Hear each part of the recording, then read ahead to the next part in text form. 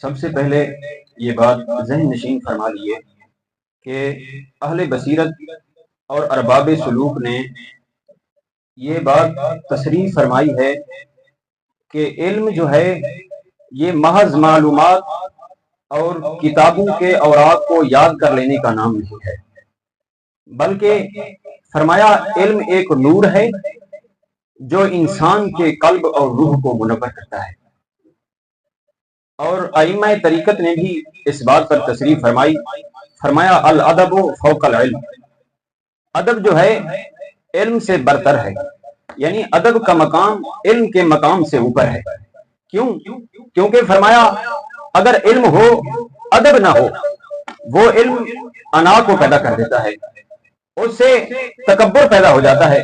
فرمایا علم ہو اور ساتھ ادب بھی ہو، یعنی ایسا علم ہو جو ادب سے پیوستہ ہو، ادب سے آراستہ علم ہو، تو ائمہ طریقت نے فرمایا وہ علم خشیت الہی کو پیدا کرتا ہے، وہ علم محبت مصطفیٰ کو پیدا کرتا ہے، اس علم سے عاجزی اور انکساری پیدا ہوتی ہے۔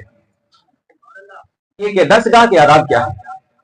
تو فرمایا یہ درسگاہ جو ہے، یہ جو مدرسہ ہے، یہ فقط اینٹ گارے اور پتھر سے مرکب ایک عمارت کا نام نہیں ہے، بلکہ درسگاہ یہ تزکیہ نفس، تصفیہ باطن اور عقلوں کی تربیت کا ایک انوکھا مرکز ہوتا ہے۔ اور سب سے پہلے جو درسگاہ کا ادب ہے، ائمہ طریقت نے فرمایا کہ جو ہی اس راہ پر چلنے والا طالب ہو یا سالک ہو، فرمایا جو ہی درسگاہ کی حدود میں قدم رکھے، اس کو چاہیے کہ اپنے اوپر سنجیدگی کو پیدا کرے، سکون اور اطمینان کے ساتھ اپنے اوپر سنجیدگی پیدا کرے۔ اور دوسرے نمبر پر فرمایا جو ہی طالب درسگاہ کی دہلیز پر قدم رکھے تو اس کے لیے ضروری ہے کہ دنیاوی تعلقات کو ختم کر دے، اور ساتھ ساتھ کیل و کال سے بھی اجتناب کرے اور بازارانہ گفتگو سے بھی اجتناب کرے۔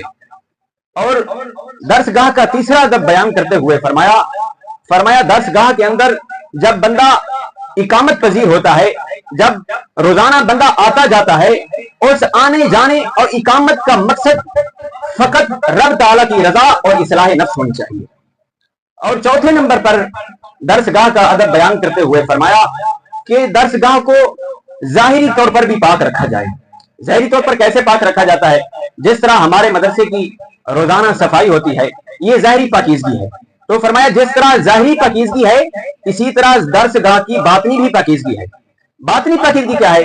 کہ درسگاہ کو حسد، بغض، کینہ، غیبت اور اس جیسی بیماریوں سے درسگاہ کو پاک رکھا جائے۔